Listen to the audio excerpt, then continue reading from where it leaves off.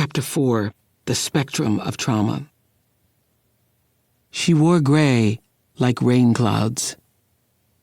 Those 6 words, heavy with truth, were what immediately drew me into Cynthia Bond's best-selling novel, Ruby. In writing the harrowing story of a courageous girl born of tragedy, locked in a battle with the horror she endured and the personal demons she faced, Cynthia drew on her years of working with homeless and at-risk youth and on her own experience as a survivor of sexual abuse. After joining me for a book club conversation, Cynthia wrote an essay for O Magazine detailing her mental health struggles. For the longest time, she wrote, she didn't know what was wrong. All she knew was that she viewed the world through a prism of pain. For many years, Cynthia wrote, I rarely slept, kept nightly vigils against my memories. Some mornings it felt like I was weighted to the bed. A deep shame descended. Why couldn't I buck up, get over it? I watched people bounce back from breakups, recover from job loss, foreclosures, and worse. I couldn't fix myself. I began to feel there was something wrong with my character. Cynthia prayed for what she called the ache to go away, and like so many people, women in particular, she learned to endure, soldiering on, wearing a mask of strength. Yet in her darkest moments, she contemplated taking her own life. So, you've said many times that writing saved you. What was happening in your life when you started writing the book that you want to share with us? Well, I was starting to have memories of my own past and my own abuse. I was starting to deal with that. And I had repressed a lot of those. I'd kept them down. I think on some level I always knew, but I had really kept those away, just as I did when I was a child, which is, it's easy to do that. This thing happens to you, and then you lead this double life, this life of the abused person and this other childhood. But I was dealing with that, and I mean, I was on the floor calling for help, calling for therapists, calling for something. I mean, I would drive around, I had this little yellow Ford Fiesta, and I would drive around Los Angeles just crying, just weeping. It was a very difficult time, and a time I never thought I'd be able to get through. Were you suicidal? I was suicidal. I was hospitalized. I wanted to hurt myself. All because of literally post-trauma, right? Yeah, it was all post-traumatic stress. It was just all that. Eventually, she was diagnosed with depression and PTSD. In the wake of the diagnosis, not everyone in her life was supportive. My voice became suspect. My decisions, my career, my ability to parent were questioned. Some never saw me the same way again, she said. But over time, Cynthia found the support she needed. I learned, she said, that I could have feelings without being disabled by them, that I had done nothing wrong, that I had no reason for shame. What is the message and lesson from your childhood that you want to share that caused you to write this book? What is the message? The lesson is that it is possible to not just survive anything, but it is possible to be a victor. It is possible to be victorious over any obstacle. And that's something I know in my marrow. I know in my bones. That no matter what has happened to you. No matter what has happened, that you can survive. That if you are still breathing. Yeah, without a doubt. Without a doubt. Can survive. Yeah. Cynthia's story makes me appreciate once more how daunting it can be to deal with past trauma. Many people, when they begin to think about trauma as it applies to their own life, have trouble recognizing the relationship between their early experiences and adult decision patterns. They rationalize their behavior as, that's just the way it is, or in an effort to move quickly past any discomfort they encounter, they make light of it. They find ways, both healthy and unhealthy, to soothe it or simply bury it. trauma is difficult to reconcile. In its essence, trauma is the lasting effects of emotional shock. If left unexamined, it can have long-term physical, emotional, and social consequences. I've spent my adult life listening to and absorbing stories of those consequences, the havoc wreaked by unresolved trauma. For me, there are actually two lenses through which to view what happened to you. There is the science-based explanation of the effect early trauma has on the brain, and then there are the myriad daily actions each of us take throughout our lives that are the result of and that reflect back on such trauma. These are the actions that, on the surface, look like poor decisions, bad habits, self-sabotage, self-destruction, the actions that cause other people to judge us. This is why I believe so strongly in the what happened to you approach. It avoids the judgment of what's wrong with you. Addiction of any kind, anxiety, depression, rage, difficulty holding a job, or a cycle of unhealthy relationships. What I know for sure is that all pain is the same. And I believe the despair that runs through nearly all destructive behavior is a deeply rooted feeling of unworthiness. There is a difference between thinking you deserve to be happy and knowing you are worthy of happiness. So often, we block our blessings because we don't, at our core, feel that we are enough. Even if you've accumulated a house full of nice things and the picture of your life fits inside a beautiful frame, if you have experienced trauma but haven't excavated it, the wounded parts of you will affect everything you've managed to build. This chapter is meant to help you recognize the clues indicating that you may have experienced trauma. My hope is that using the tools developed by experts like Dr. Perry, you will start to pinpoint the moments and experiences that contributed to the person you are today. As you revisit your past, know that no matter what happened, you're simply being here, alive, makes you worthy. And know that there is hope. As Cynthia wrote, wellness is possible. It happens one moment, one step at a time. Oprah.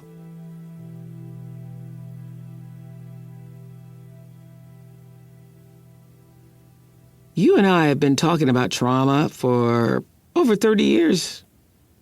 At one point, you told me that nearly 40% of children under the age of 18 have suffered some sort of trauma. That is a staggering number. It is. And unfortunately, it turns out I was wrong. It's since become clear that the numbers are even worse. A recent study by the National Survey of Children's Health found that almost 50% of the children in the United States have had at least one significant traumatic experience. Even more recently, a study from 2019 by the U.S. Centers for Disease Control and Prevention, the CDC, found that 60% of American adults report having had at least one adverse childhood experience, or ACE. And almost a quarter reported 3 or more ACEs. These numbers are even more sobering when you consider that the CDC researchers believe them to be an underestimate. Let's break down what you mean when you use the word trauma. Even though it's a word we hear a lot, many people still don't have a clear understanding of its true definition. Is an adverse childhood experience the same as trauma? Well, you've honed in on a really important and challenging issue for all of us who study these things. As you suggest, trauma is a word used very casually these days. For most people, it means a really bad event or experience, usually one that sticks, that you don't forget, and that can have an enduring impact on you. We have always known that people can be changed by the death and carnage seen in combat. For centuries, keen observers of human behavior have described significant emotional and behavioral problems in the wake of war. In 800 BC in the Iliad, Homer described the trauma-related emotional deterioration of Ajax. 400 years later, the Greek historian Herodotus described trauma-like symptoms, including hysterical blindness and emotional fatigue, in warriors following the Battle of Marathon. Trauma-related mental health effects were known as the irritable heart after the American Civil War and shell shock following combat in World War I. Our literature and films are full of trauma stories. Almost all of the superhero origin stories involve traumatic loss, for example.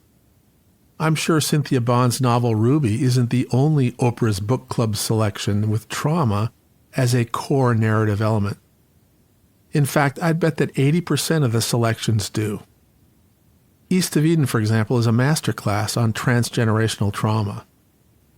Yet trauma has been hard for the academic world to define and therefore understand in its full scope.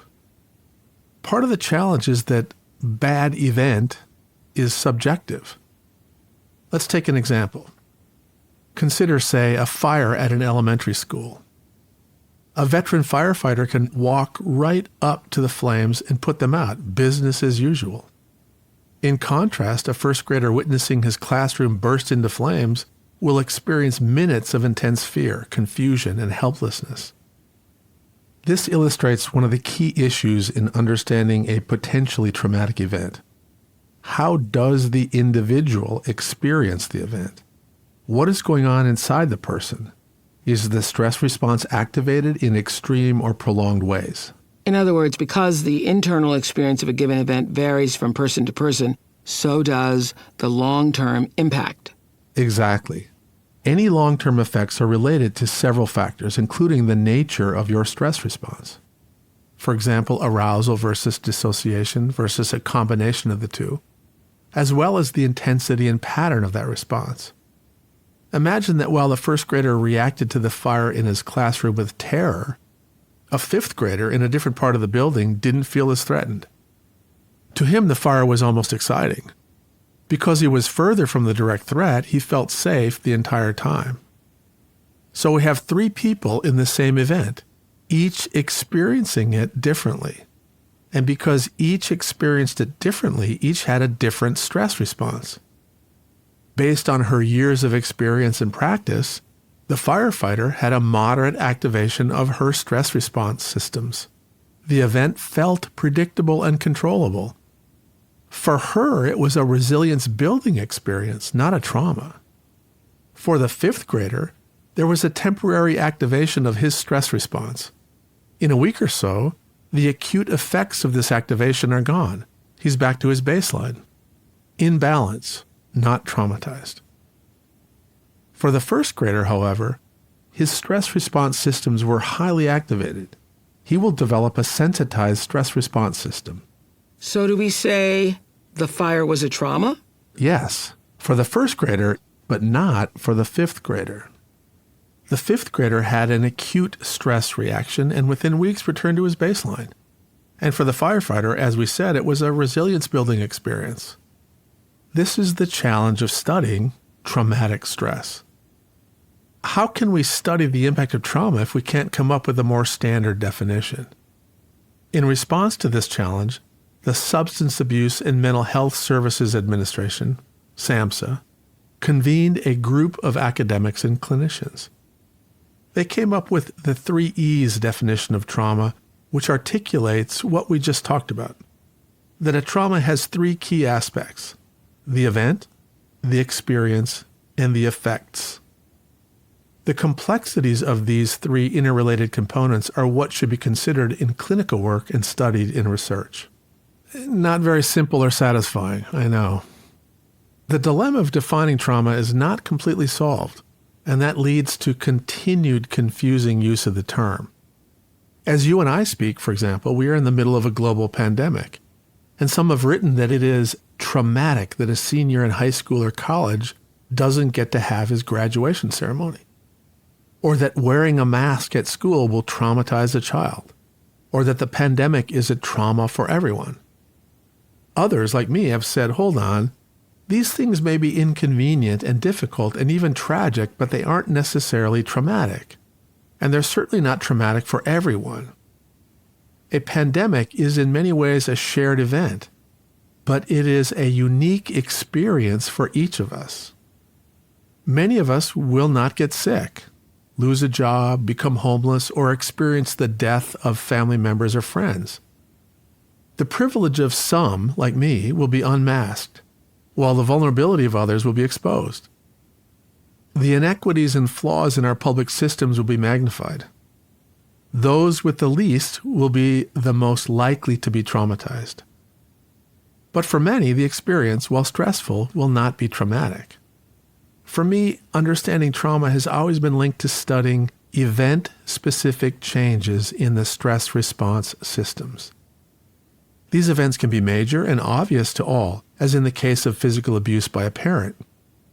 But I believe trauma can also arise from quieter, less obvious experiences, such as humiliation or shaming, or other emotional abuse by parents, or the marginalization of a minority child in a majority community. Growing up with out-group experiences can sensitize the stress response systems. These can result in long-term post-traumatic effects in the brain and the rest of the body.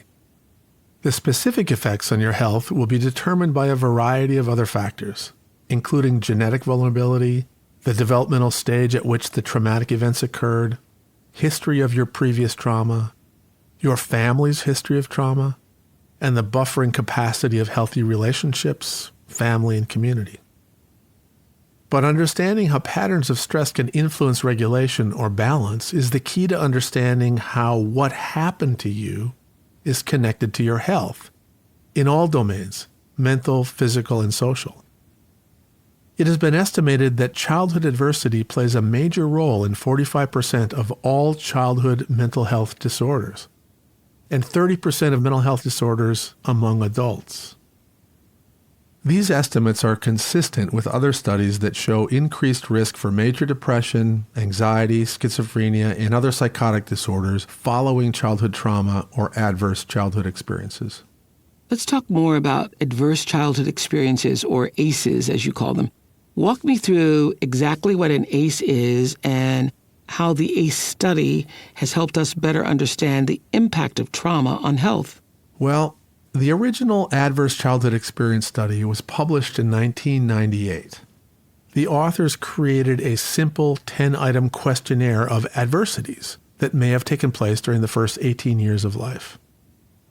In the original study, 17,000 adults filled out the questionnaire to obtain an ACE score ranging from 0 to 10. The authors then looked at the physical, mental, and social health of these adults. The first ACE epidemiological study found a correlation between the ACE score and the 9 major causes of death in adult life.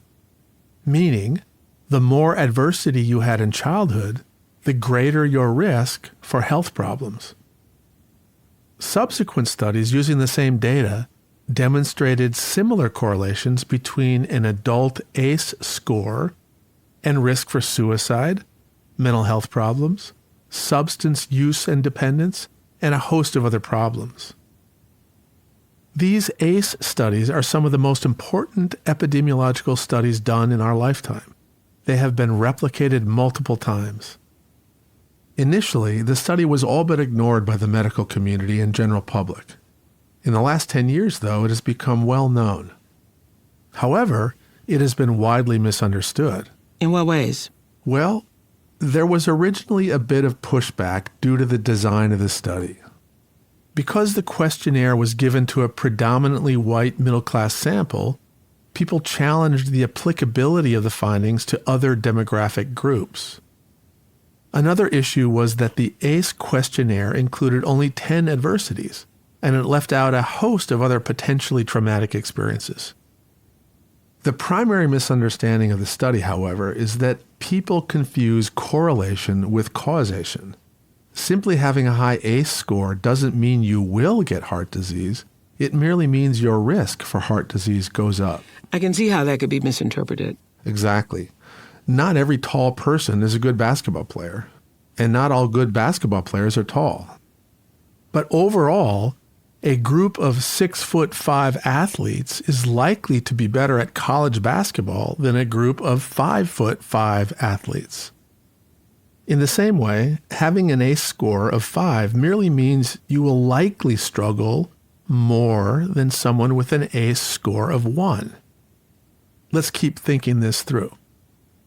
If you go to a college campus and find all the 6'5" students, only a few of them will be on the varsity basketball team. Many of them will be uncoordinated and non-athletic. It's the same with the ACE score.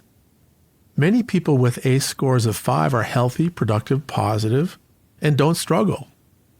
But some people with an ACE score of 1 will have major problems.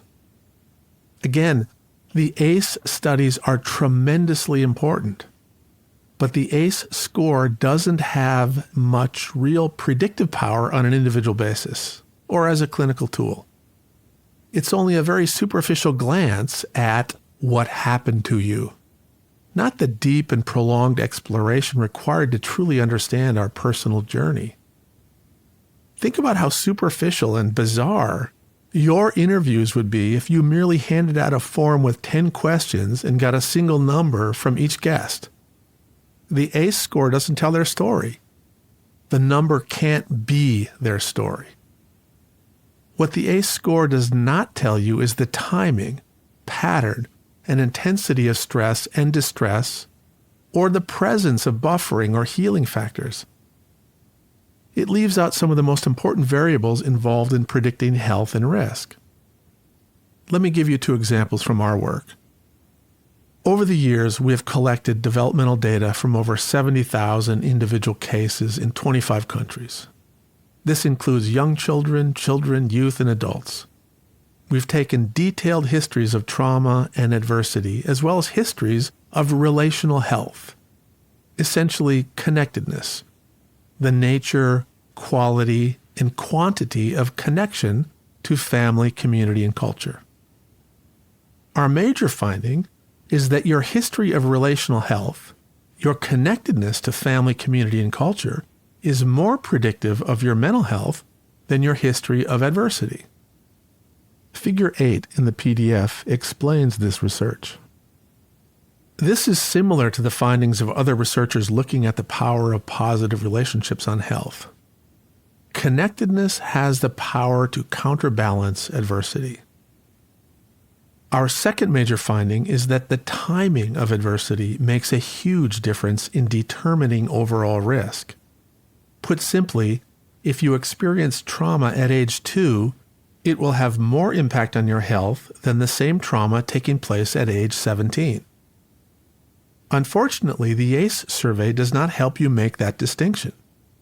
It asks only whether any of those 10 adversities were present during the first 18 years of your life.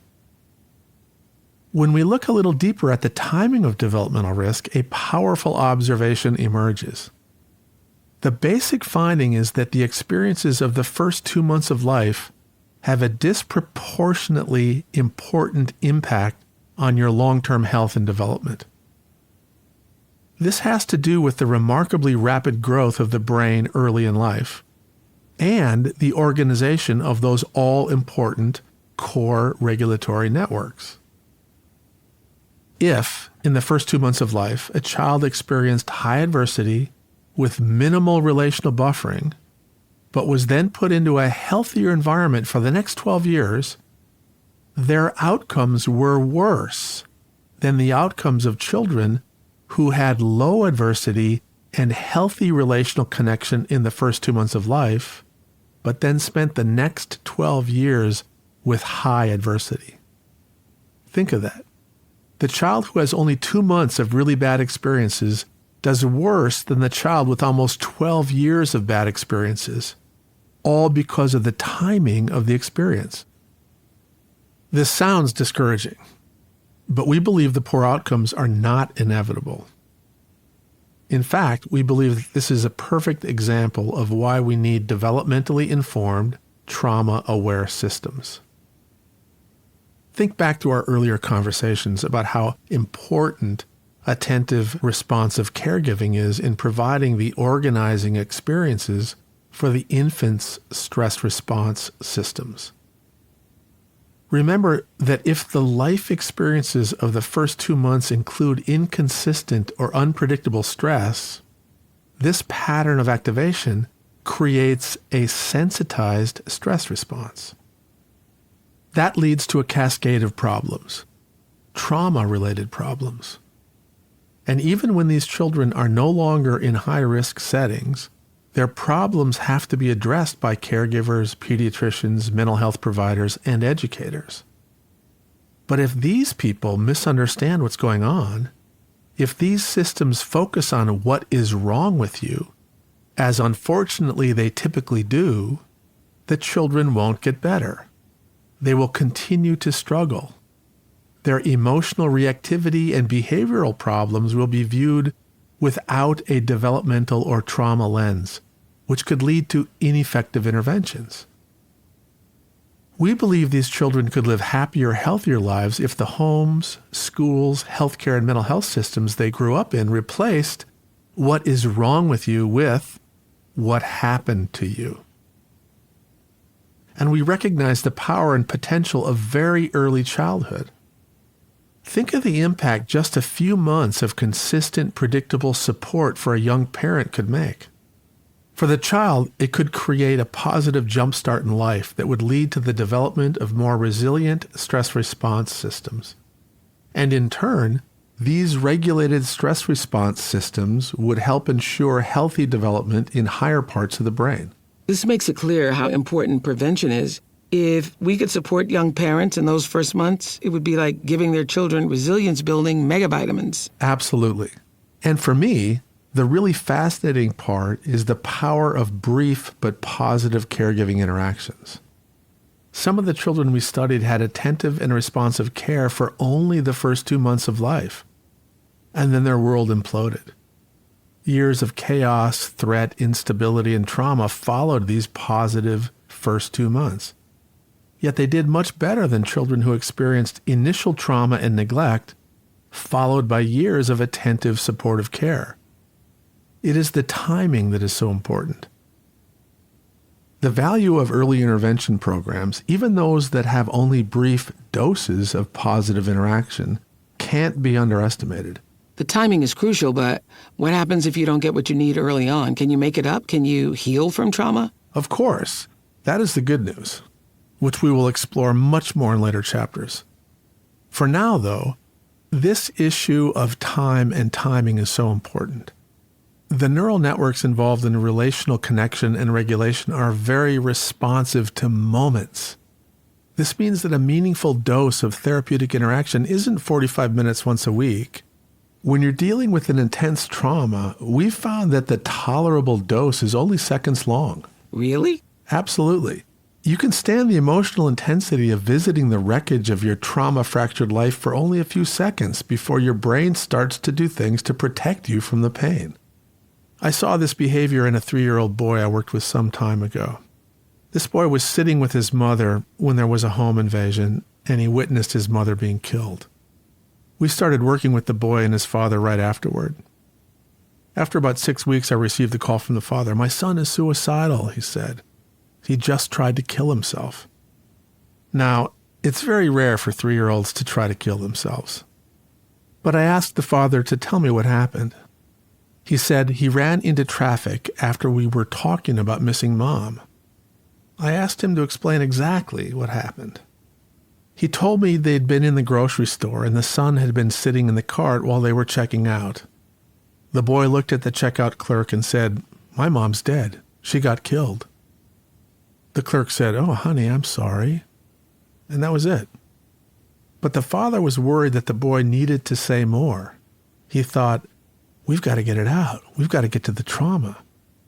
And so, as they're walking to the parking lot, he asked his son, "Are you thinking about Mom?" The boy didn't answer. His father continued, "You know, I miss Mom, and it's okay to talk about it." The father spoke gently, reminding the boy of loving times with his mother, but revisiting these emotional moments was not controlled by the boy. It was overwhelming. As the father talked, the little boy started to rock himself, then moan, then cover his ears, then rock frantically, all in an effort to regulate himself. The father tried to comfort him with words, "It's okay to talk about Mom." But the boy jumped out of the cart and, as the father said, began to run around the parking lot. This behavior reflects a predictable sequence when the arousal response is activated. As the arousal systems activate, they shut down the top parts of the brain, and the lower primitive parts of the brain take over. The thinking part of this poor little boy's brain was shut down. He wasn't planning to kill himself. He wasn't planning anything. He was simply trying to flee, to get away from the painful images of his mother's murder, which his father was evoking by his probing questioning. The father had good intentions, but it wasn't the right dose for a therapeutic moment. So back to the issue of time. When the little boy looks up at the clerk and sees a woman about the age of his mother with the same hair color, it's an evocative cue. For a moment, he's back to the memory of Mom, the murder.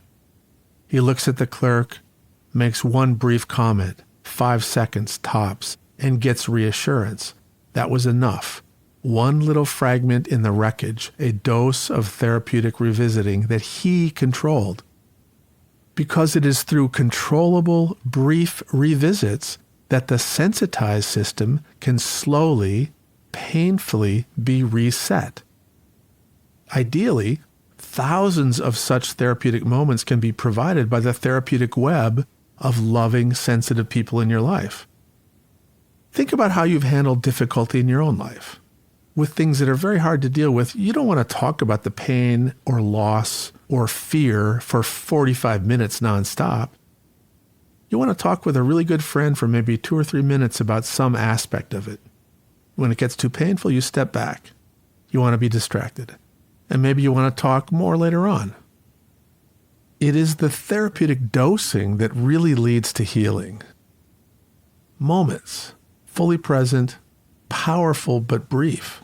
What you're saying makes me so grateful for my relationship with Gayle King. You know, she's been a constant in my life since we met way back in 1976 when we were both working at a Baltimore news station.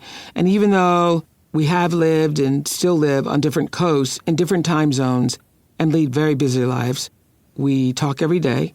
I've been her therapist. She's been my therapist. I've never been to an actual therapist, but I think our relationship as we run through everything that's happening and switch back and forth between what's on my mind, what's on hers, I think we're actually dosing. Exactly. You back off and then circle back. Right. You laugh about something else and that triggers something new. And then maybe you go back to the difficult experience or not. It's just what happens when you're talking to your girlfriends all the time. Absolutely. That is healing. That is the essence of a therapeutic experience. You end up feeling better because you've released it. You've gotten reinforced, just as the little boy was heard and reassured by the clerk. Exactly. You've had that positive human interaction that's nurturing. It is rewarding, regulating, and bonding. I've just had an aha. What you're really looking for is somebody to reinforce the idea that, hey, I'm not crazy. I'm thinking or feeling this way because of something that happened to me, and I'm having a reasonable reaction. And then that person validates that for you. Exactly. And in seeing you, they regulate you. And for this little boy, over the years, thousands upon thousands of little positive interactions with dad, grandparents, neighbors, friends, and teachers provided the rewarding, regulating, and healing experiences that helped him. Today, he's a healthy, positive young man. The loss of his mother can still bring sadness and longing, but it passes. At baseline, he's open, curious, and kind. He's not dysregulated or sad or impaired. The formal aspects of therapy lasted about a year. It was these therapeutic moments taking place every day for 20 years that really helped him rebuild a healthy inner world from the trauma-shattered wreckage of his 3-year-old self. Did this little boy have PTSD? So many of us learned about PTSD in context of combat veterans like Mr. Roseman in Chapter 1, but I know trauma at any age can cause PTSD, correct? Yes. trauma at any age can cause a cluster of symptoms we call post-traumatic stress disorder, or PTSD. And this boy did have PTSD. If you remember those three components of trauma, the three E's, the event, the experience, and the effects, PTSD is about the effects. It's a specific syndrome or collection of symptoms that can occur in the wake of a traumatic event or events. And it's one of the mental disorders in the Diagnostic and Statistical Manual, DSM, which is the guide most clinicians use to classify mental health problems. A person diagnosed with PTSD has four main symptom clusters following a traumatic event or events. As you mentioned, Mike Roseman, the Korean War veteran who was triggered by the motorcycle backfiring, had PTSD. The first cluster is intrusive symptoms. These include recurring unwanted images and thoughts of the traumatic event, and dreams or nightmares about it. One way to think about these symptoms is that they're related to the brain's efforts to make sense of the world. Often when a traumatic event takes place, it is so threatening and so far outside our usual experience that it doesn't fit our working model of the world. If you recall our earlier conversations, our mind is always working to preserve the worldview that was created early in our lives. People are good. Parents are here to protect us. Schools are safe. The mind wants to see what we believe, so it clings to things that support those beliefs, that worldview, and ignores things that don't. But trauma shatters this inner landscape. Your worldviews are broken to pieces. People can't be trusted. I'm terrified of my father. He hurts me. School is where my friends were shot. Trauma leaves you shipwrecked. You're left to rebuild your inner world. Part of that rebuilding, the healing process, is revisiting the shattered hull of your old worldview. You sift through the wreckage looking for what remains, seeking your broken pieces, dreams, intrusive images of the trauma, and reenactment play are your mind struggling to make sense of your new reality. As you revisit the shipwreck, piece by piece, you find a fragment and move it to your new, safer place in the now altered landscape. You build a new worldview. That takes time and many visits to the wreckage. And this process involves both unconscious and conscious repetitive reenactment behaviors, or writing, drawing, sculpting, or playing. Again and again, you revisit the site of the earthquake, look through the wreckage, take something, and move it to a safe haven. That's part of the healing process. I'm simplifying very complex processes, which we'll talk about more when we focus on healing. The second cluster is avoidant symptoms. We believe that these symptoms arise when someone feels distressed after being re-exposed to people, places, or other reminders of the original traumatic events. Remember Mr. Roseman saying he hated the 4th of July? Because he was consciously aware that fireworks were evocative cues, he avoided celebrations that involved them. In some ways, avoidant behaviors are an attempt to regain control over what feels like the uncontrollability of the traumatic experience. You may also recall that avoidance is part of a dissociative response to a threat. When someone is in an unavoidable, distressing situation, avoidant behaviors can be protective. A person can also develop avoidant behaviors without making the direct connection to a traumatic cue from the past. This is often true when the abuse or trauma took place within the context of early caregiving relationships. If a child was abused in the context of an intimate relationship by a parent, for example, they will find intimacy, emotional and physical closeness, threatening. They will often long to be connected, but find themselves anxious, confused, and overwhelmed when they get close to someone. They will avoid intimacy in a relationship. If intimacy can't be avoided, they will sabotage or undermine the relationship. This is one of the most common but least appreciated effects of developmental trauma. So when you have PTSD, you become triggered in the moment because the memory from the trauma is activated, and people's response varies because the PTSD reaction is in direct proportion to how the traumatic event affected you in the first place. Exactly. Remember our earlier discussion of making associations? The traumatic experience creates a set of trauma-related memories. These become connected to the type of stress response that played out in the original traumatic event.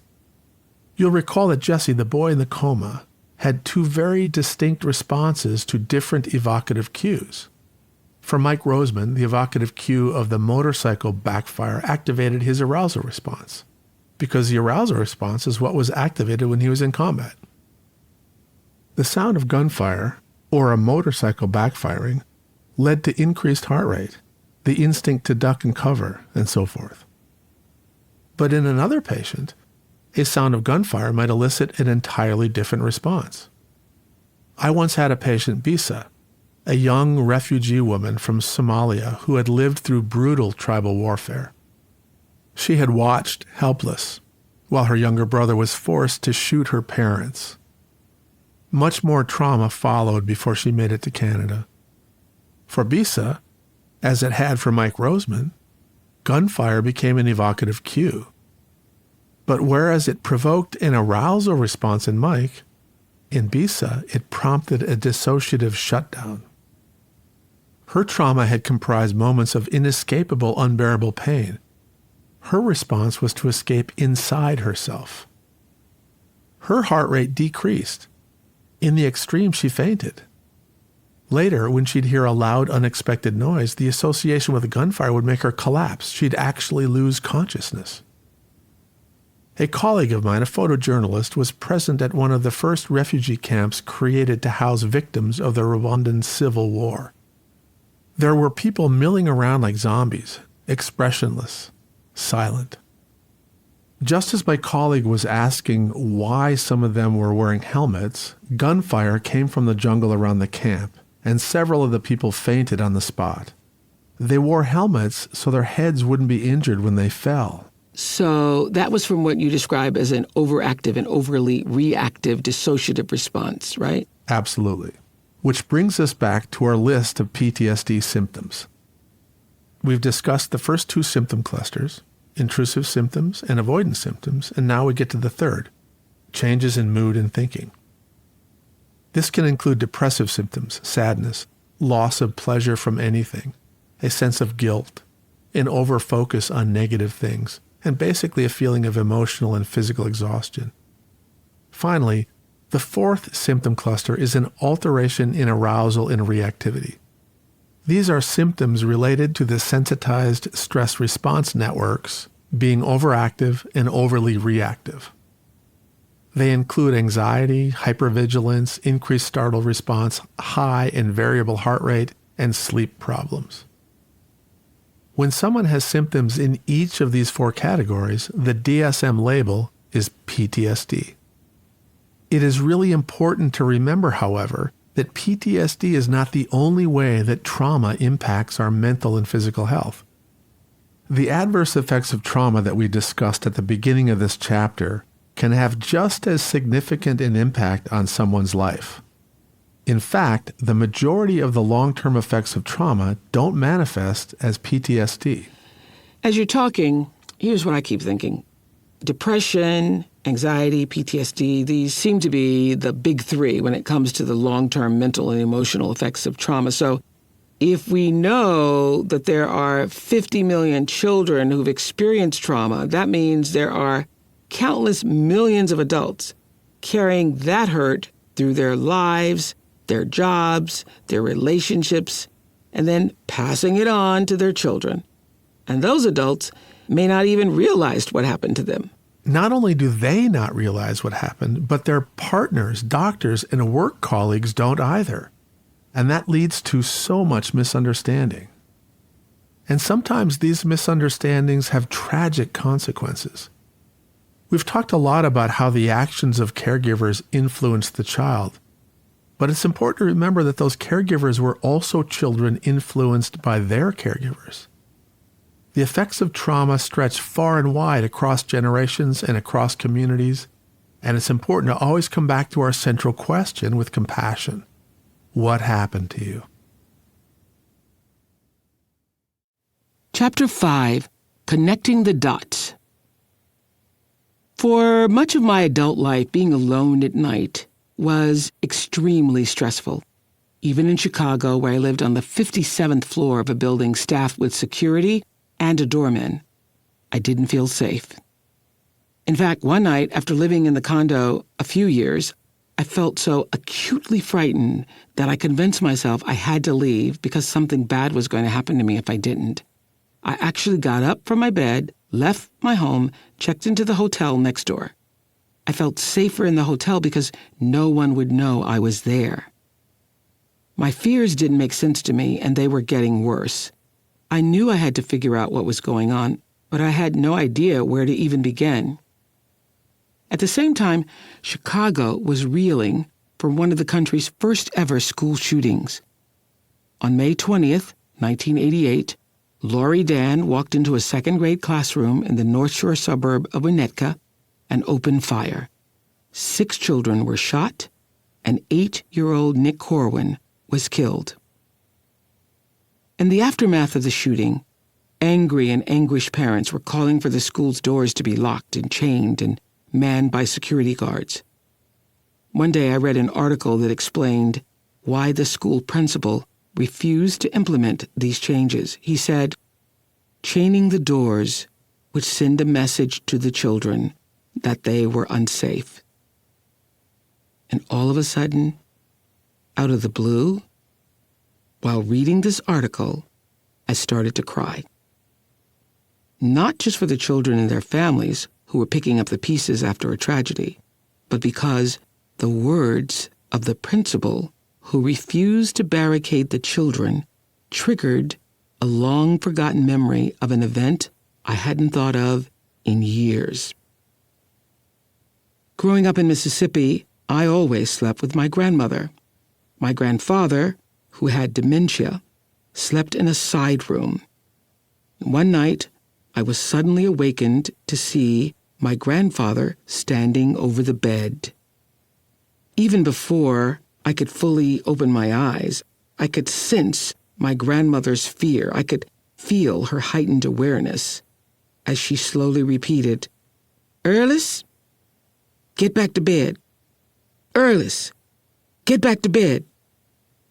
He wouldn't go. He was trying to choke her, fighting to get his hands around her neck.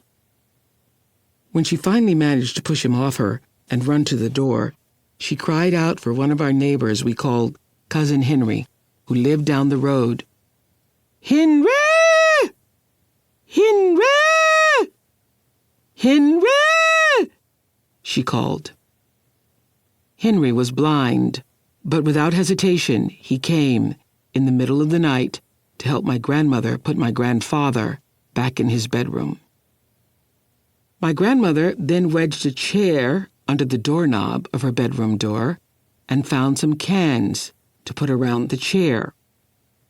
The next morning, she tied those cans together and hung them from the door.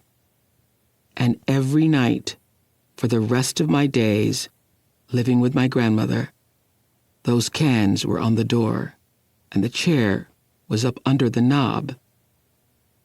I would try to sleep while listening to make sure the cans didn't move.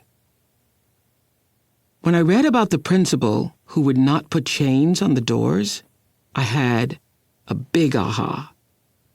The cans on my grandmother's door sent the very message the principal was trying to avoid sending to his young students. The chains would perhaps have protected the children, but in the principal's mind, it was more damaging to constantly remind them of a traumatic incident and make them believe they were unsafe. I finally connected the dots as to why I was afraid to be home alone at night. The attack on my grandmother while we were asleep and at our most vulnerable had been traumatizing. Obviously, it left deep emotional scars. Even as an adult, as I tried to sleep, my mind was conditioned to stay in a constant state of arousal, prepared for attack. Making that connection, finally understanding both the cause and effect of my sleep trouble, was a game changer for me. Though I can still feel myself reacting to the deep stress points born in my grandmother's bedroom all those years ago, I now have the tools and understanding to step back, observe what I'm feeling, and choose how to move through the fear. As you consider your individual response patterns, know that by putting a small amount of space between the immediate feeling and your instinctive reaction, you are allowing yourself to stay present and ultimately regain control. Oprah.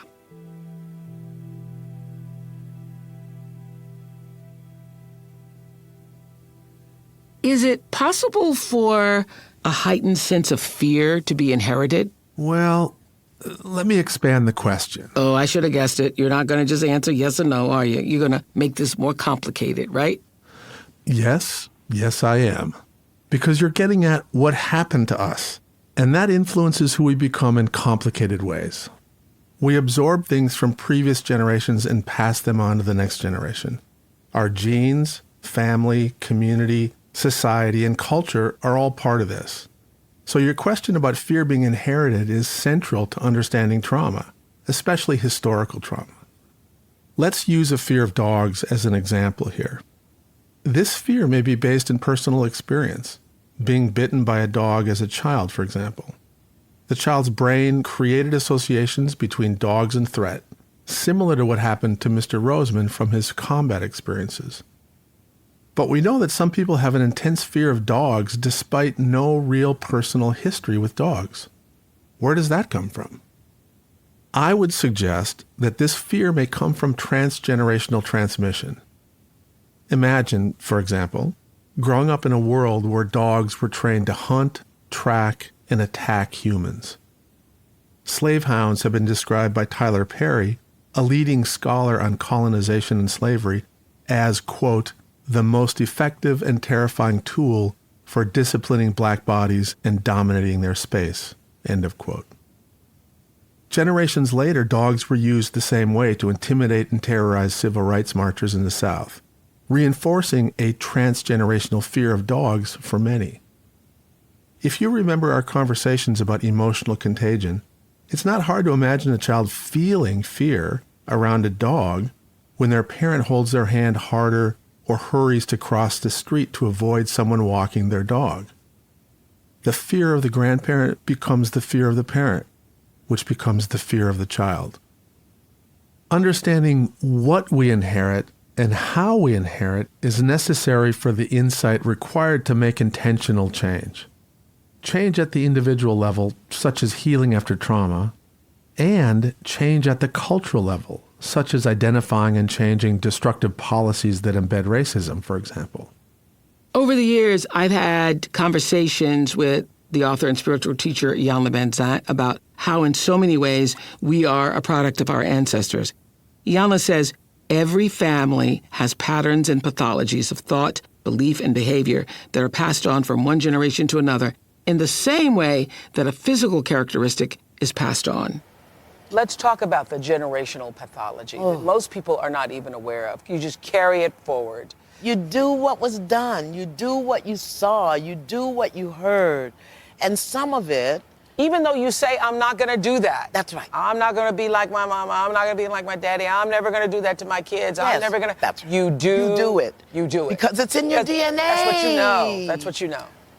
And even though we like to celebrate the strengths and successes of those who came before us, Iyanla says many of these conscious and unconscious characteristics are powerful and productive.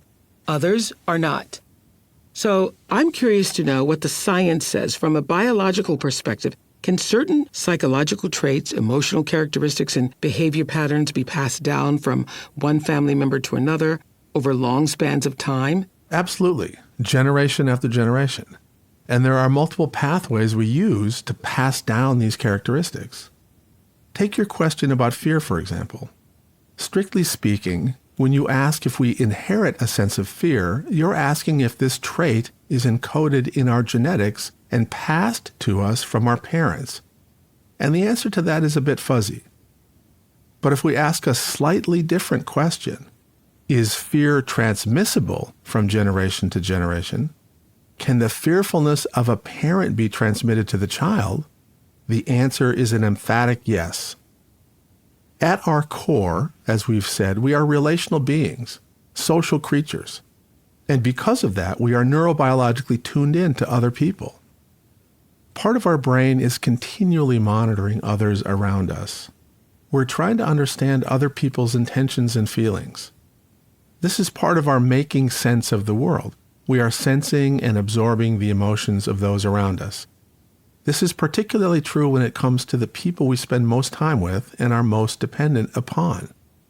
Children, especially, are very contagious to the emotions of the people around them. Think of you and your grandmother in the story you just shared.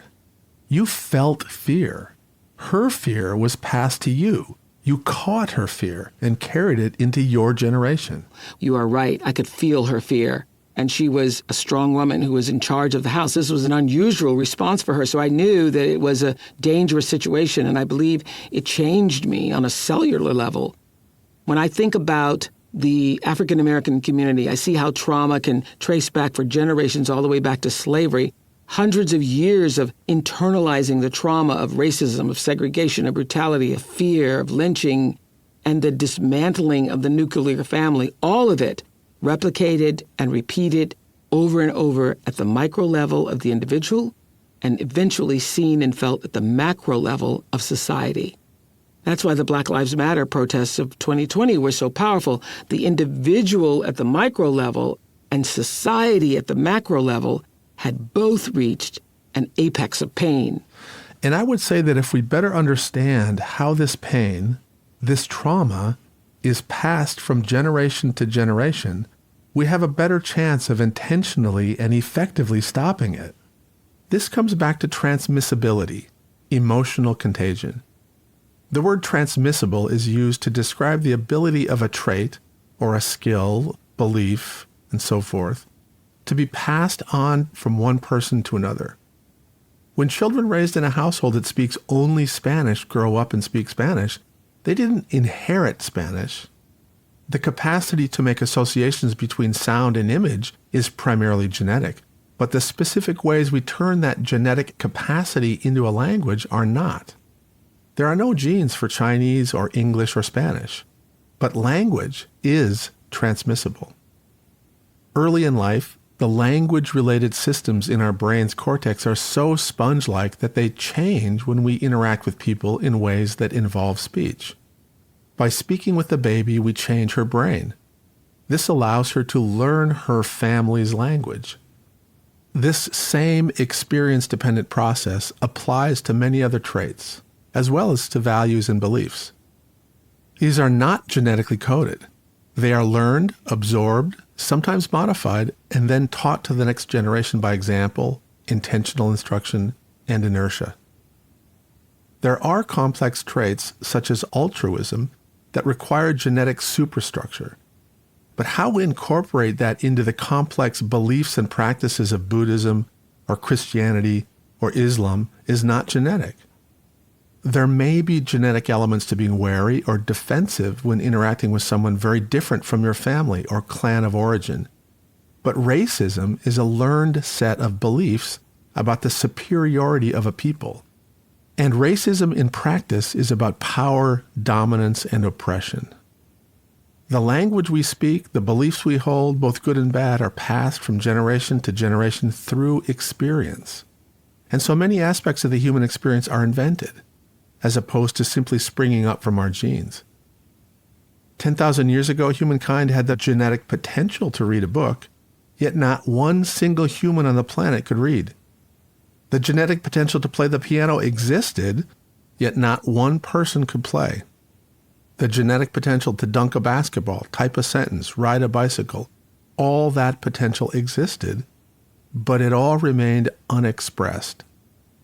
Humankind, more than any other species, can take the accumulated, distilled experiences of previous generations and pass these inventions, beliefs, and skills to the next generation. This is social-cultural evolution. We learn from our elders and we invent, and we pass what we've learned and invented to the next generations. And the organ that allows this is the human brain, specifically the cortex. As we've said before, the cortex is the most uniquely human part of our body. And, no surprise, it gives rise to the most uniquely human capabilities: speech, language, abstract thinking, reflecting on the past, planning for the future. Our hopes, dreams, and a major part of our worldview are mediated by our cortex. So if generations of experiences that contribute to our worldview are negative, how do we deal with that? Well, to start, we need to be aware of the ways in which every aspect of our world can influence us in powerful and often unknown ways. Our media, our institutions and systems, our communities, all are infused with some elements of bias. In so many instances, we pass on the language of superiority, dominance, and oppression in quiet and invisible but powerful ways. The cortex, which mediates reading, writing, math, history, as well as our beliefs and values, is incredibly malleable. We all know that if you experience repetitive instruction that involves looking at letters, sounding out words, and listening to others read, you will ultimately build your own neurobiological capacity to read. We learn to read. By stimulating specific neural networks in patterned, repetitive ways, we change the brain. This is an experience-based transmission of a skill from one generation to the next. Teaching a child changes their brain. And with this changed brain, the child can grow up and teach what she has learned to someone in the next generation. There is transgenerational transmission. Something is passed on to the next generation. The same is true of our beliefs, our humane and compassionate beliefs, as well as our hateful, oppressive, dehumanizing beliefs. The very same malleability of the brain, the sponge-like quality that lets infants absorb and learn the language of their parents, also allows children to absorb the beliefs, good and bad, of influential adults. So, understanding the ways we pass things to the next generation is important. If we want to enrich the transmission of humane, compassionate values, beliefs, and practices, and minimize the transmission of hateful, destructive beliefs, we need to be very mindful of what we're exposing our children to. Are they spending time with people who are different from them? Are they seeing diversity celebrated? Or are they being raised to fear and judge anyone who doesn't think or look or speak like they do? Generational transmission of bias can be disrupted. We can stop passing hateful, destructive, and false beliefs to the next generation. But to do so, we must be exceedingly intentional about all of the ways we influence our babies, toddlers, and young children. We have to think about the images they see in the magazines we read, the people we welcome into our homes, the ways we treat others who look different from us. And that is just the very beginning. So many aspects of our world need to shift. But all of these things can influence the transgenerational transmission process. Which brings me to what I've known innately all my life and have come to understand more profoundly over time. Everything matters. Everything that's ever happened to you, ever happened to your mother, ever happened to the mother before her and to the father and so on, everything matters. Absolutely. Your own experiences and the echoes of your ancestors' experiences influence the way you think, feel, and behave. They are major determinants of your health. And being aware of this can help us remember that everything we do right now is going to echo into the future. Our actions matter. We are impacting the next generations. So are we being as mindful as we could? Our actions have a tremendous ripple effect, which makes it all the more critical to our evolution that we understand what happened to us. And this brings us back to your simple question. Is it possible for a heightened sense of fear to be inherited? So let's go back and finish answering that question. One of the most important ways we transmit information to the next generation is through our genes. And some aspects of our stress response systems are heritable. There are genetic mechanisms that play a role in how our core regulatory networks function. Some people appear to have a genetically influenced capacity for hardiness. They can tolerate a wider range of sensory complexity and stressors. It takes more to dysregulate these people. In contrast, other people appear to be born with a sensitive stress response. They are more easily overwhelmed by minor shifts in sensory complexity.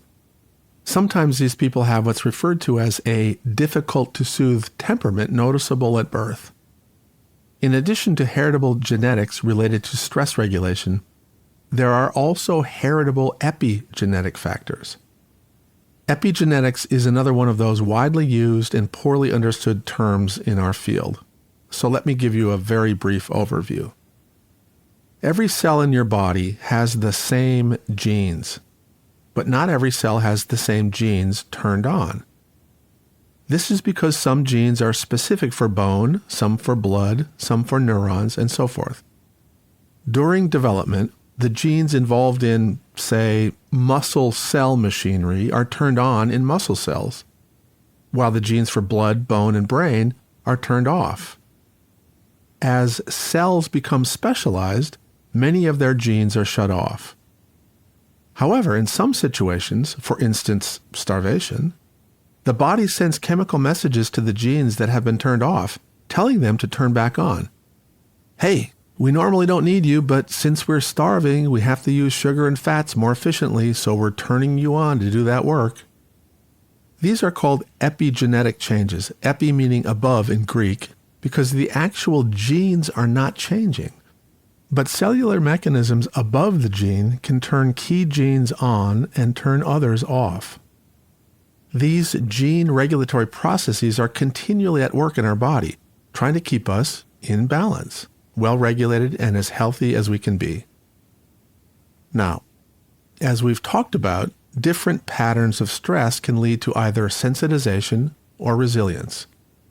In both cases, epigenetic changes are involved in altering the sensitivity of the core regulatory networks.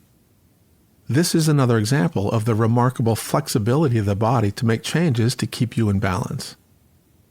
In some cases, these epigenetic changes will be stored in the egg or sperm and passed to the next generation. Go back a few centuries and imagine a young man captured in Africa, brutally enslaved, shackled, starved, transported by slave ship to a life of bondage that will be filled with loss, violence, and multiple forms of trauma. Surviving such extreme, multiple, and ongoing traumas, as millions of remarkable human beings did, would likely create a cascade of adaptive changes all the way down to the regulation of gene expression. To be clear, the genes themselves would not change. Rather, they could, as we've discussed, be turned on and off. This young man's children and grandchildren, still enslaved and enduring other traumas, would benefit from these epigenetic molecular adaptations. Yet, as we've discussed, there is a cost to having a persistently sensitized stress response network. It is likely that, over the generations, in different environments, once adaptive changes would become maladaptive. Picture an infant born with the stress response apparatus already primed for trauma, ready for an unpredictable, chaotic, and threatening world. If the world is no longer as extremely chaotic, threatening, and unpredictable, the epigenetic changes that prime this infant for chaos may lead to a somewhat distorted process of creating his worldview. The study of epigenetics is still very young, and there is much more to learn. But it is conceivable that the experiences of our grandparents, great-grandparents, and ancestors even further back have had a significant influence on the way we're going to express our DNA. And, to your original question, a significant influence on our sense of fear. The good news is that the brain remains changeable. As you might expect, the epigenetic mechanisms that regulate genes are reversible. They wouldn't provide much adaptive advantage if they weren't. Just as threat and trauma can lead to epigenetic changes, so can nurturing interactions reverse those. Environments and challenges change, and if we are to stay in balance, so must our physiology. We talked earlier about how childhood adversity can impact us, and now we've talked about how emotional and behavioral patterns and experiences and beliefs can be passed down from prior generations. It clarifies for me on such a deeper level that understanding what happened to someone as opposed to what's wrong with them should be our priority. Yet so many people haven't had the opportunity to explore what happened to them or to understand that what happened is still part of them and that these experiences are not their fault. So as we're learning how to connect our history to our current emotional and physical health, what are some potential problem areas to keep in mind? Well, one of the most important areas is the way we connect with others. Developmental trauma can disrupt our ability to form and maintain relationships. Whenever trauma or neglect takes place in the context of our caregiving relationships, there's a high risk that the neural networks involved in reading and responding to other people will be altered. When these attachment capabilities are impaired, there will be difficulties with friendships, school, employment, intimacy, and family. There's even risk for repeating transgenerational patterns of abuse. It's nearly impossible for some people to go with the flow or get along. They blow up at their boss. They are not reliable as friends. They sabotage new relationships. And yet it's almost always the case that these people really do want to be connected. They may even be good at starting relationships. They're just terrible at maintaining them. And of course, since we are, at our core, relational creatures, this difficulty is physiologically and psychologically devastating. It leads to isolation, disconnection, loneliness, and is connected to all kinds of other problems, including risk for physical health problems. Beyond the mental health community, this is why family physicians, healthcare workers, doctors in all fields need to consider not only what might be physically wrong with their patients, but also what happened to them. Absolutely. And physical health is another major potential problem area related to developmental trauma. As we've discussed, developmental adversity increases the risk for all kinds of health problems, including heart disease, asthma, gastrointestinal problems, and autoimmune disease. Understanding the correlations can change how we diagnose and treat these physical problems. Diabetes is a great example. Worldwide, there are 415 million people with the disease. In the United States, the figure is roughly 34 million, just over 1 in 10. Another 88 million American adults have pre-diabetic and cardiometabolic risk. If trauma has altered the core regulatory networks, there will be pervasive regulation problems, including regulation of blood sugar and insulin release. Both the risk for diabetes and the management of diabetes are related to a history of adversity. Okay, let me stop you here, because I know there will be people who say diabetes is strictly biological. But what this conversation is revealing and what your studies for the past 30 years have proven is that nothing is separate. Physical well-being and your emotional health are deeply connected. Absolutely. I know that most people, including many doctors, make a biological versus psychological distinction when they think about health. And it is very common, for instance, for the medical community to dismiss trauma-related physical symptoms such as headaches or abdominal pain that often afflict people with a sensitized dissociative response. Here's an example from materials on abdominal pain distributed in 2020 by an academic medical center. This is an institution that's teaching new doctors every day, and it's part of what they're still teaching. Quote, "The vast majority of children and adolescents with recurring abdominal pain have functional abdominal pain or non-organic pain, which means the pain is not caused by physical abnormalities." End of quote. The suggestion, of course, is that the pain is psychosomatic or all in your head. This is dismissive. And indeed, many trauma-related health problems are dismissed, missed, and misunderstood. But once you understand more about neuroscience and how our senses and brain translate experience into biological activity, the artificial distinctions disappear. If you understand the neurobiology of trauma, you know that a physical abnormality is causing the abdominal pain seen with sensitized dissociation. You begin to see that a person's worldview can change their immune system, and that a positive conversation with a friend can influence how a patient's heart or lungs function that day. The interconnectedness becomes clear. As you said, Oprah, everything matters. Most important, you come to understand that belonging is biology, and disconnection destroys our health. Trauma is disconnecting, and that impacts every system in our body. Let me give you an example. I was asked to do a consultation for Tyra, a hospitalized 16-year-old girl with diabetes. She had type 1 insulin-dependent diabetes mellitus, sometimes called juvenile diabetes. To be clear, this form of diabetes involves both a genetic component and some exacerbating early life experiences, for instance, infection or an autoimmune reaction. I'm not suggesting that Tyra's diabetes was caused by trauma. It was diagnosed when she was much younger, and prior to her hospitalization, she'd been in good control. She knew how to test her own blood sugar and give herself insulin shots. Tyra was admitted to the hospital in a diabetic coma. Her blood sugar had risen so high she was unconscious. Her medical team addressed the crisis and she stabilized. The next few days in the hospital were spent trying to figure out the correct insulin dose, but the medical team couldn't get it right. A dose that seemed to work in the morning turned out to be either too high, making Tyra's blood sugar crash, or too low, keeping her blood sugar dangerously high. The team began to think Tyra was intentionally manipulating her insulin or secretly eating sweets. They couldn't understand the wild swings in her blood sugar in the face of what they felt were appropriate doses of insulin. Because they suspected self-destructive behavior, they asked for a psychiatric consultation.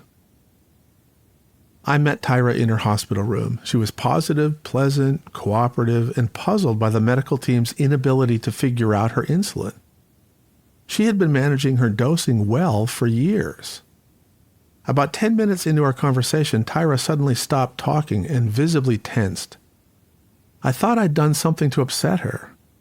Then I realized she was looking out the window in the direction of a siren from an ambulance coming to the hospital's emergency room. Now, if you work in a hospital setting, you hear sirens all the time and you tune them out. I hadn't even noticed it. But Tyra had. "May I take your heart rate?" I asked. The question broke her stare. "Sure." I approached, took her wrist into my hands, and took her pulse. 128 beats per minute, very high for a young adult at rest. "I can't help but notice that the sirens seem to be upsetting to you." "Oh, I guess. Makes me wonder who might be hurt." "Do you know anyone who ended up in an ambulance? Besides you, of course?" The question returned her to a semi-frozen stare. I let the seconds tick by. Eventually, she blinked and started to quietly speak. "About 2 weeks ago, I was with some of my friends, just hanging out in the park. We were sitting on a picnic table. We weren't doing anything." She stopped. "You don't have to talk about it." "No, it's okay." I wasn't so sure, but I let her continue. "I didn't even really hear any gunshots. Keisha says she did.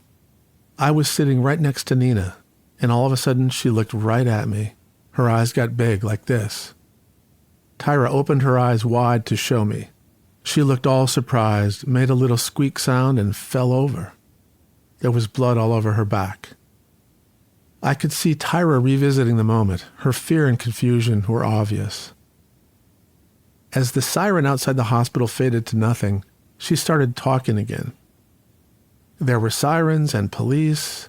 Took forever for the ambulance to come. They took her away. It was in the middle of the day. We were just sitting there. I took her wrist again. Her heart rate was 160 beats per minute. She was breathing rapidly, clearly in a state of fear. "Do your doctors know this happened?" "I don't think so. Why would they?" "Yeah, I guess you're right. I wouldn't expect them to ask about those things." "So Tyra, let me tell you what I think is going on with your insulin." I drew the upside-down triangle and talked about the stress response, how the body prepares to flee or fight when we feel fear. Tyra knew a lot about how insulin helps take sugar from the blood into cells of the body.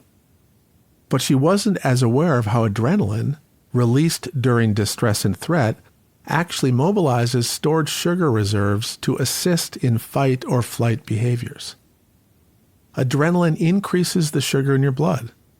Her stress response, overactivated by the recent trauma, increased her adrenaline, hence much more sugar in her blood. The dose of insulin that had worked in the past was no longer adequate. Furthermore, when she was exposed to any evocative cue, such as the sirens, her sensitized system had an overreaction, releasing very high levels of adrenaline and, in turn, leading to a huge release of sugar. And so there she was, spending her days in a room where the episodic sounds of sirens caused episodic blood sugar spikes. She wasn't manipulating the insulin or sneaking food. Simply asking what happened to her changed the dynamic regulation of her blood sugar. We moved Tyra to the other side of the hospital, where she wouldn't hear sirens at all hours of the day, and started therapy to help her heal. Within a few days, a stable insulin regimen was established, and she went home. Her doctors couldn't explain what was happening biologically, so they assumed she was to blame. They hadn't considered that some trauma might be influencing her biology. They hadn't even thought to ask. 20 years ago, trauma was never really considered a factor in a person's health. Honestly, it was rarely considered a factor in someone's mental health. To this day, the role that trauma and developmental adversity play in mental and physical health remains underappreciated. Children and adults with developmental trauma frequently experience chronic abdominal pain, headaches, chest pain, fainting, and seizure-like episodes, all very common symptoms related to a sensitized stress response. Most doctors, if they come up short with typical medical findings, will label these symptoms functional or psychological. This kind of dismissive attitude only adds salt to the wounds. Over the years, your work has really been trying to address this. One of the terms I hear you use when you teach about the brain and trauma is sequential. We've touched on this before, but can you explain again what that means and why it's important in appreciating what happened to us? Of course. First, anything sequential happens in a sequence, a set of steps, first A, then B, then C. And as we've said, the way our brain processes our experiences is sequential. All sensory input, physical sensations, smells, tastes, sight, sound, is first processed in the lower areas of the brain. The lower brain gets first dibs. This means that before any new experience has a chance to be considered by the higher thinking part of the brain, the lower brain has already interpreted and responded to it. It's matched the sensory input from the new experience against the catalog of stored memories of past experiences before the smart part of your brain even has a chance to get involved. But as we saw with Mike Roseman, the lower part of the brain can't tell time. So sometimes its interpretation of incoming input is inaccurate. If any of the input is a match to a stored memory from past experience, the lower brain reacts as though the past experience is the one happening now. That's a problem when the past experience was a trauma. Mike's brain matched the sound of a motorcycle backfire to the terror of war. Tyra's brain matched the sound of sirens to the horror of her friend's death. For you, Oprah, being alone at night triggered the sensory memory of that night so many years ago with your grandfather's attack. So the brain interprets two experiences similarly, even though they may have happened decades apart. You might see them as separate events, but your brain categorizes them as the same. You describe this as a sort of miscommunication within the brain. Exactly. And understanding that our brain processes every experience sequentially also helps explain miscommunication between brains. In other words, between people. Communication, after all, is about getting some idea, concept, or story from your cortex to another person's cortex. From the smart part of your brain to the smart part of their brain. The problem is that we don't communicate directly from cortex to cortex. We have to go through the lower parts of the brain. All the rational thoughts from our cortex have to get through the emotional filters of the lower brain. Our facial expression, tone of voice, and words are turned into neural activity by the other person's senses. And then the sequential process of matching, interpreting, and passing up to their cortex takes place.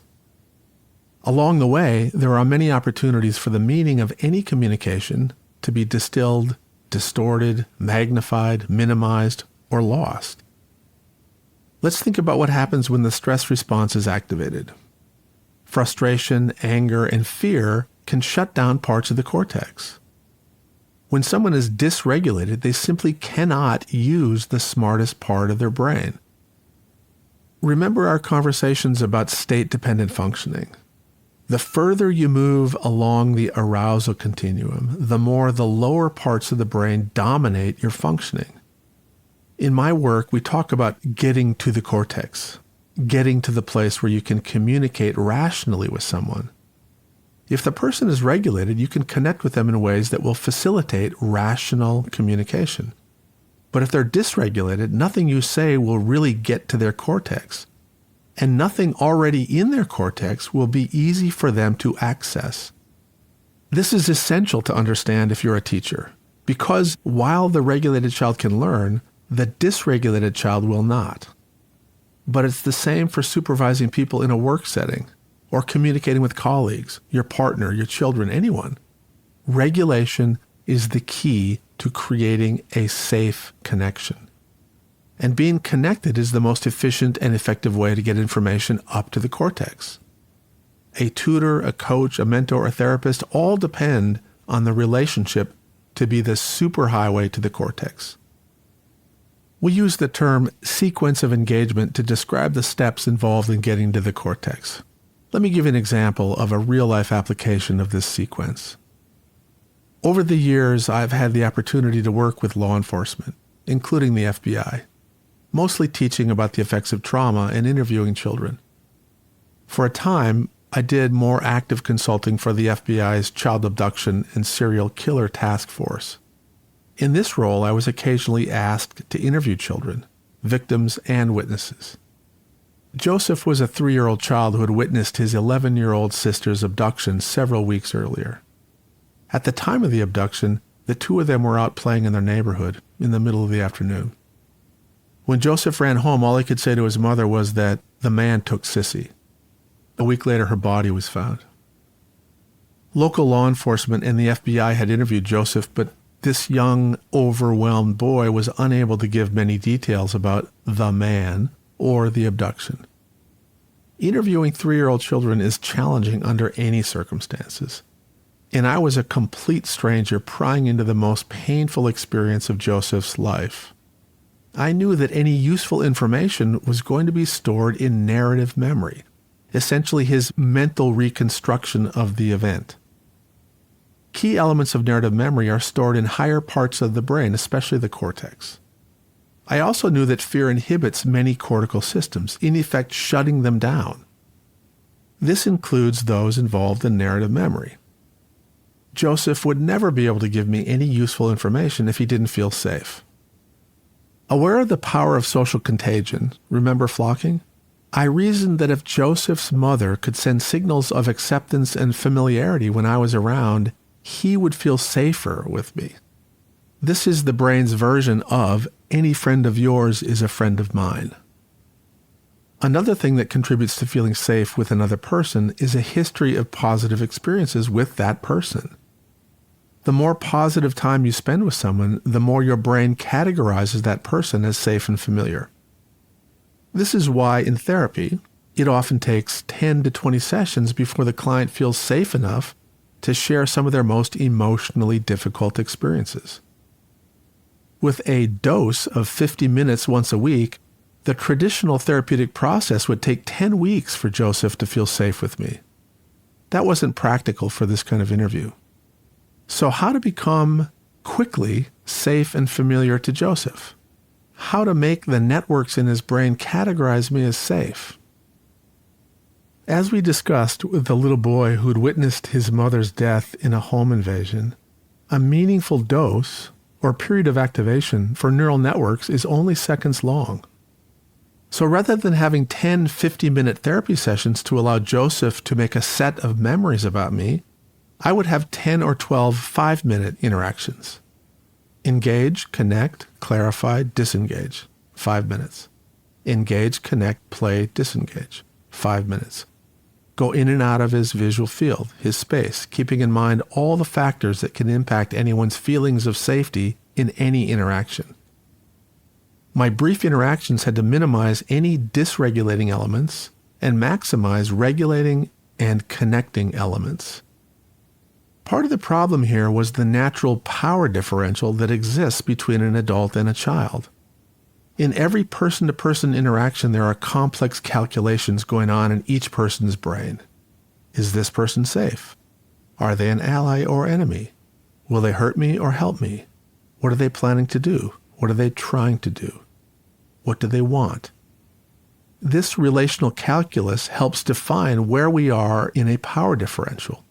We are equal. I don't feel threatened. I am dominant. I am safe. They are dominant. I am vulnerable.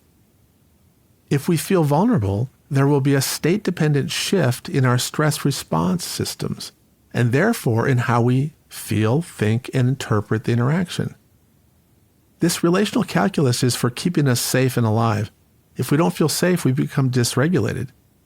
The implications of this are profound, by the way. These dynamics of power are built into our socio-political systems and play a key role in, for example, systemic racism. I remember you explaining the power differential in terms of the person whose voice is interpreted differently. For me, specifically, while we're talking about leadership challenges at OLAG, you said, your whisper is heard as a shout. I remember that. That was a big aha for me. Well, you are the Oprah effect.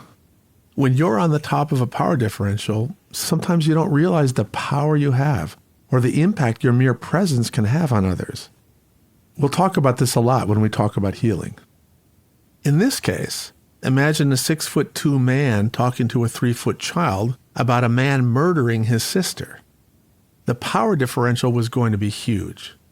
If I was going to get to his cortex, I had to work to decrease that differential.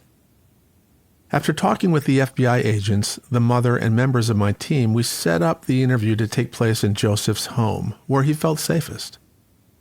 As we started, the mother and I sat at the kitchen table talking while Joseph warily wandered in and out of the room. The mother had been asked to introduce me. "Joseph, come here, honey," she said. "Meet my friend, Dr. Perry." With trepidation, Joseph approached. I got off my chair and got down on the floor with him. I was trying to minimize the obvious physical difference, make myself smaller, and get eye to eye. "Hi, Joseph. I'm Dr. Perry. I came to visit your mom and you." He looked at me. Because the unknown fuels fear, I wanted him to know who, what, why. I'm a doctor who works with children who have had hard things happen to their family. Your mom told me about your sister. I'm so sorry. Joseph stopped moving and stared into space. Today, you and I are going to play. And later, when you're ready, I will ask you a few questions about your sister. Then I stood up. "I'm going to get some coffee," I said. "Do you want anything?" Joseph didn't look at me and didn't say a word. I asked his mother. "Sure," she said. "I'll have some coffee." All of this had taken about 3 minutes. I walked out the front door. 10 minutes later, I was back. I sat and talked with the mother for another 10 minutes while Joseph again wandered in and out of the kitchen, now getting closer to the kitchen table each time. There were a few toy trucks on the living room floor. I got down on the floor and started to play with one. Initially, Joseph ignored me, but then came over and cautiously pulled the truck away from me. "I'm sorry, Joseph. I should have asked to use your truck." He sat a few feet away and pretended to play with the truck. Then I got up and said, "I have to go run an errand, but I'll be back," and left again.